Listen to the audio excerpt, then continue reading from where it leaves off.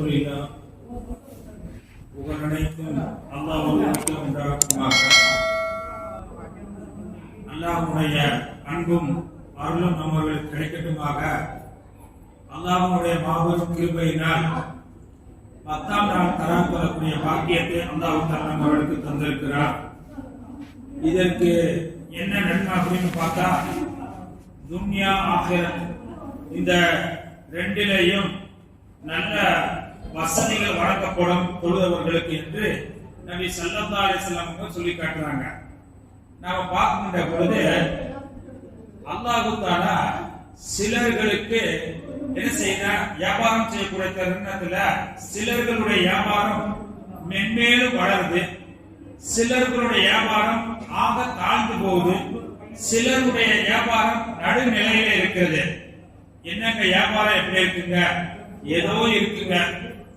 அப்ப நாம பார்க்கின்ற பொழுது அப்ப அந்த வியாபாரத்துல என்ன செய்யணும், எப்படி பரக்கத்து ஏற்பட்டிருக்கு அப்படின்னு சொன்னா, நபிகள் நாயகம் ஸல்லல்லாஹு அலைஹி வஸல்லம் அவர்களிடத்துல பயிற்சி பெற்ற நபி தோழர்களில் முன்மாதிரியாக இருக்கக்கூடியவங்க அப்துர்ரஹ்மான் இப்னு அவுஃப் ரலியல்லாஹு தஆலா அவங்க. வியாபாரத்திலும் சரி பொருளாதாரத்திலும் சரி முன்னேற்றம் அடைந்தவங்க அப்துர்ரஹ்மான் இப்னு அவுஃப் ரலியல்லாஹு தஆலா அவங்க. அவங்கள நீங்க பாத்தீங்கன்னாக்க என்ன செஞ்சாங்க, மக்காவிலிருந்து மதீனாவுக்கு போறாங்க. மக்காவிலிருந்து மதீனாவுக்கு ஹிஜ்ரத் செஞ்சு எல்லாம் போறாங்க. இப்ப மதீனாவுக்கு போன உடனேயே சஹாபாக்கள் எல்லாம் ரசூலுல்லாஹி ஸல்லல்லாஹு அலைஹி வஸல்லம் என்ன செஞ்சாங்க, மக்காவில் உள்ளவங்களையும் மதீனாவில் உள்ளவங்களையும் ரெண்டு பேரை இணைச்சு விடுறாங்க. இவங்களை அவங்க இணைக்கிறாங்க. இப்படி இணைச்ச உடனேயே என்ன செஞ்சாங்க, மக்காவில் இருந்து எல்லாத்தையும் தொடர்ந்து மதீனாவுக்கு போனாங்க. மதீனாவில் இருக்கக்கூடியவங்க எல்லாம் இருக்கு. இப்ப அவங்களை இவங்களுக்கு சகோதரத்துவத்தை என்ன செஞ்சாங்க, ஏற்படுத்துறாங்க. எந்த அளவுக்கு சொன்னா, அந்த சகோதரத்துவத்தை ஏற்படுத்தி அந்த மக்காவில் உள்ளவங்க யாரோடு சேர்ந்தாங்களோ அவங்களுக்கு ஹெல்ப் பண்ணுவாங்க, உதவியா இருப்பாங்க. எப்படின்னு சொன்னா, அப்துர்ரஹ்மான் இப்னு அவுஃப் ரலியல்லாஹு தஆலா அவங்களுக்கு சஅத் இப்னு ரபீகா என்ற நபி தோழரை இணைச்சிட்டாங்க. இப்ப இணைச்சதுனால இப்ப அப்துர்ரஹ்மான் இப்னு அவுஃப் ரலியல்லாஹு தஆலா அவங்களை பார்த்து அந்த மதீனாவில் உள்ள நபி தோழர் சொன்னார், நீங்களும் நானும் சகோதரன். இன்றைக்கு சகோதரன் சொன்னா இன்னைக்கு கால வாழக்கூடியவனா தான் பெரும்பாலும் சகோதரன் இருக்கிறான். சகோதரன் சொன்னா பெயர்ல இருக்கிறான். ஆனா இன்னைக்கு கால வாழக்கூடியவன் சந்தர்ப்பத்தை பார்க்கக்கூடியவன் தான் சகோதரனா இருக்கான். ஆனா அன்றைக்கு உடன் பிறந்த சகோதரன் இல்ல, மக்காவிலிருந்து போனவங்களுக்கு மதீனாவில் உள்ளவங்க நீங்களும் நானும் சகோதரர். எந்த அளவுக்கு சொன்னாங்க தெரியுங்களா? அப்துர்ரஹ்மான் இப்னு அவுஃப் ரலியல்லாஹு தஆலா அவங்களுக்கு ஸல்லல்லாஹு அலைஹி வஸல்லம் ஜாயிண்ட் பண்ண இணைச்ச அந்த சஅத் இப்னு ரபீகா அவங்க சொன்னாங்க, நான் என்ன செஞ்சேன், ரெண்டு வியாபாரம் செஞ்சுக்கிட்டு இருக்கேன். எப்படிங்க? ரெண்டு தொழில் பண்றேன். அந்த ரெண்டு தொழில்ல ஒரு தொழில் எனக்கு, இன்னொரு தொழில உங்களுக்கு கொடுத்துறேன். அந்த தொழில் ரெண்டு தொழிலை சொல்றேன். எந்த தொழில் உங்களுக்கு பிடிக்குதோ அந்த தொழில அந்த வியாபாரம் நீங்க செய்ய, நான் தடுக்க மாட்டேன். எதை வேண்டாம் என்று நீங்க ஒதுக்குறீங்களோ அதை நான் என்ன செஞ்சுக்கிறேன் அப்படின்னு என்ன செஞ்ச சகோதரத்துவத்துல சொன்னாங்க. அடுத்து சஅத் இப்னு ரபீகா சொன்னாங்க, எனக்கு ரெண்டு மனைவி. மக்காவில் இருந்து தொடர்ந்து வந்திருக்கக்கூடிய அப்துர்ரஹ்மான் இப்னு அவுஃப் ரலியல்லாஹு தஆலா அவங்களை பார்த்து சொன்னாங்க, என்ன சொல்றாங்க, ரபீகா சொல்றாங்க, எனக்கு ரெண்டு மனைவி. அந்த ரெண்டு மனைவியில் ஒரு மனைவியை நான் விவாகரத்து செஞ்சு தலாக்கு விட்டு உங்களுக்கு இருக்கா செய்து வைக்கிறேன். எப்படி? அந்த ரெண்டு மனைவியில எந்த மனைவி உங்களுக்கு பிடிக்குமோ அந்த மனைவியை நான் உங்களுக்கு தந்துடுறேன் அப்படின்னு என்ன செஞ்சாங்க. ரசூலுல்லாஹி ஸல்லல்லாஹு அலைஹி வஸல்லம் மக்காவிலிருந்து வந்தவங்களுக்கும் மதீனாவில் இருக்கக்கூடிய ரெண்டு பேர்களும் சகோதரத்துவம் அப்படின்னு என்ன செஞ்சாங்க. அப்ப உடனே அப்துர்ரஹ்மான் இப்னு அவுஃப் ரலியல்லாஹு தஆலா சொன்னாங்க, அல்லாஹ் உங்களுக்கு பரக்கத் செய்யட்டும், அல்லாஹ் உங்களுக்கு பரக்கத் செய்யட்டும். எனக்கு நீங்க செஞ்சு இருக்கக்கூடிய அந்த ரெண்டு வியாபாரமும் வேணாம், நீங்க திருமணம் செஞ்சிருக்கக்கூடிய 2 மனைவி வேணாம், எனக்கு இந்த மதீனாவில கடத்தெருவா எங்க வியாபாரம் ஓடும் அந்த இடத்தை மட்டும் காட்டுங்க. அப்ப அன்னைக்கு பாத்தீங்கன்னாக்க கைனுக்கா அப்படிங்கிற ஒரு மார்க்கெட் இருக்கு, சந்தை இருந்துச்சு, அந்த கடத்தெரு இருந்துச்சு. அந்த கடத்தெருவுல தான் நல்ல வியாபாரம் அமோகமாக ஓடும். அப்ப இந்த சகோதரர் கூட்டு போய் அப்துர்ரஹ்மான் இப்னு அவ்ஃப் ரலியல்லாஹு தஆலா அவங்கள்ட்ட வந்து என்ன காட்டிட்டாங்க, இந்த இடத்தாங்க அப்படின்னு நினைச்சுதான் காட்டிட்டாங்க. காட்டிய பிறகு அப்துர்ரஹ்மான் இப்னு அவ்ஃப் ரலியல்லாஹு தஆலா முதலாக ஒண்ணுமில்லாம மக்காவிலிருந்து போய் மதீனாவில வியாபாரம் செய்யலாம் அப்படின்ட்டு போனே கடை வாங்குறாங்க. எப்படிங்க, பொதுவா கடை வாங்கணும்னு சொன்னா அதை கொடுக்கணும்னு வாங்கினாங்க. இன்னைக்கு நாம வந்து கடை வாங்கக்கூடிய தருணத்துல எப்படியாவது நாம வந்து கொடுக்க முடியாதோ கொடுக்கலாமா அப்படின்னு ஒரு வியாபாரத்துக்காக கடை வாங்குறோம்னு சொன்னா அதை எப்படியாவது இறைவா நான் வியாபாரத்துக்காக கடை வாங்குறேன், அதை எப்படியாவது கொடுத்துடுமே என்ற எண்ணத்தோடு தான் நம்ம வாங்கணும். அப்ப அப்துர்ரஹ்மான் இப்னு அவ்ஃப் ரலியல்லாஹு தஆலா என்ன செஞ்சா போய் கடை வாங்குறாங்க. வியாபாரத்துக்கு கடை வாங்கி முதலாக நெய்யி, பால் கட்டி, மாவு இதைத்தான் வியாபாரம் பண்றாங்க. அந்த வியாபாரம் மென்மேல் வளர்ந்து நல்ல பறக்கச் செஞ்சுட்டாங்க. அப்புறமேல என்ன செஞ்சாங்க, அவங்களுக்கு என்ன செஞ்ச நிக்கா நடந்துச்சு. எப்படிங்க நிக்கா நடந்துச்சு, எந்த அளவுக்கு சொன்னா அப்படியே வியாபாரம் மென்மேல் பெருகி பல்வேறு வியாபாரம் செய்ய ஆரம்பிச்சாங்க.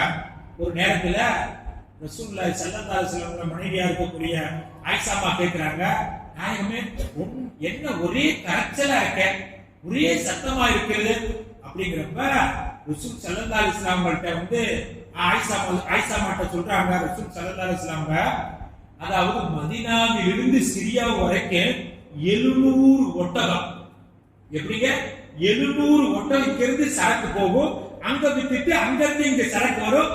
ஆகையால் அப்துர்ரஹ்மான் இப்னு அவ்ஃப் ரலியல்லாஹு தஆலா அவங்களுடைய அந்த 700 ஒட்டகம் வந்துகிட்டு இருக்கு, அதனாலதான் ஒரே சத்தமா இருக்குது அப்படின்னு என்ன செஞ்சாங்க சொன்னாங்க.